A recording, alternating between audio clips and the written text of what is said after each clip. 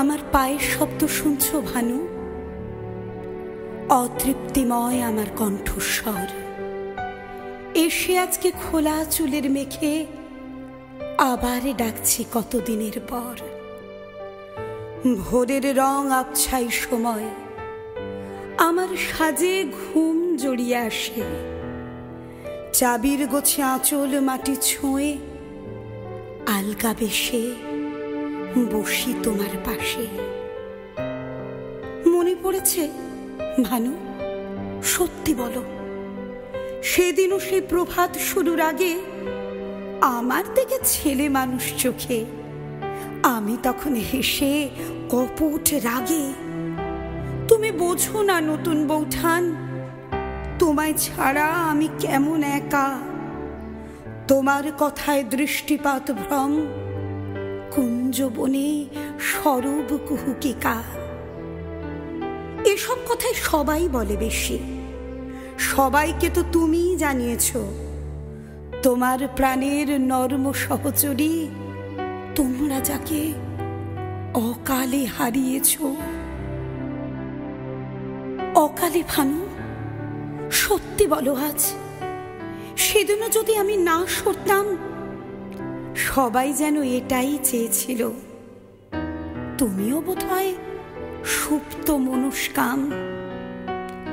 সেদিন থেকে নিভৃত দেখা হলেও পালিয়ে গেছো নামিয়ে ওই মুখ।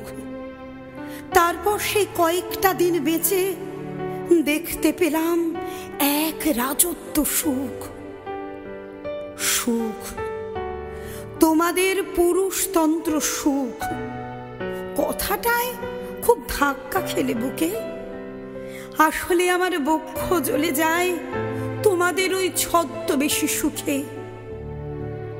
একদিন এক আকুল কিশোর ভানু তোমার হাতে ঘুমিয়ে পড়েছিল, আমি ভেবেছি আহা এ কত একা, শিশুর মতো চোখে তাকিয়েছিল।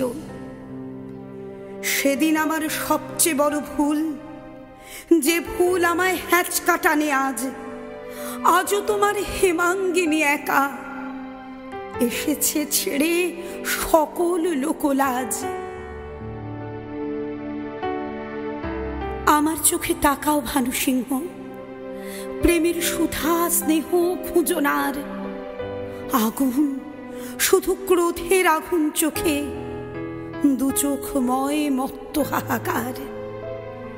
এ চোখে তুমি তখন পেয়েছিলে কবিতা লেখার প্রথম স্বীকৃতি।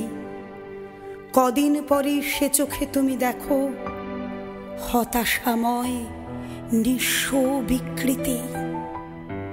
আমার বয়স 20 পেরিয়ে গেলে অন্য হাওয়া লাগে তোমার গায়ে, আমাকে সবাই অপমানিত করে, তুমি হয়ে যাও রিক্ত নিরুপায়। তুমি আসলে খেলার সাথী চাও, তোমার বয়স 16-এ থমকে থাকে। আজও তোমার পঞ্চদশী বালা উস্কে দিচ্ছে নবীন দুরাশাকে। কিন্তু শোনো আমার ভানু সিংহ, নিবিড় তুমি নিশ্চিত আমারই, কারণ তুমি জানো না এই আমি তোমার লেখা বদলে দিতে পারি।